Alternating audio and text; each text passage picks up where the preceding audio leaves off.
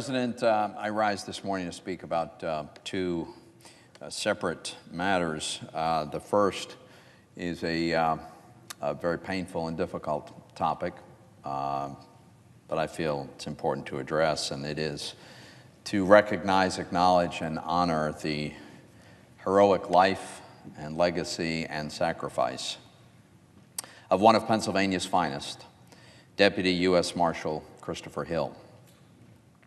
On January 18th of this year, Deputy Hill was shot and killed while he was apprehending a fugitive in Harrisburg, Pennsylvania. Christopher Hill lived in York, Pennsylvania. He was only 45 years old. He was a husband. He had 2 young children. And he had dedicated his life to serving and protecting first his country and later his community. He was an 11-year veteran of the U.S. Marshal Service. He was a former U.S. Army Ranger who had been deployed to Somalia.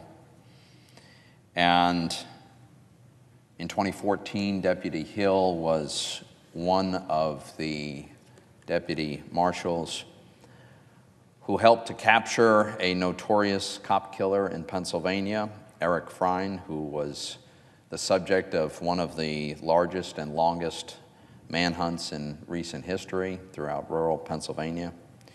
But the fact about Christopher Hill is that day in and day out, for a very, very long period of time, he put his life on the line for the rest of us.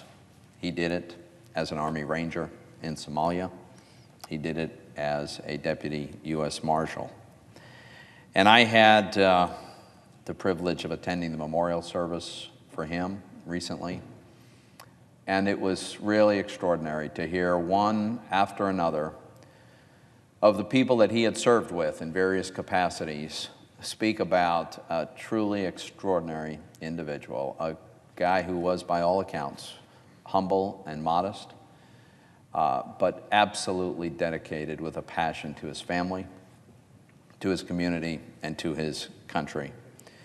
Sometimes it's easy for us to forget the risks and sacrifices that are being taken by the men and women who wear various uniforms that represent the various organizations that defend and protect us. But I want to say to the people of Pennsylvania, to the family of Christopher Hill, that we're never going to forget the bravery and the sacrifice and the service that he provided for all of us.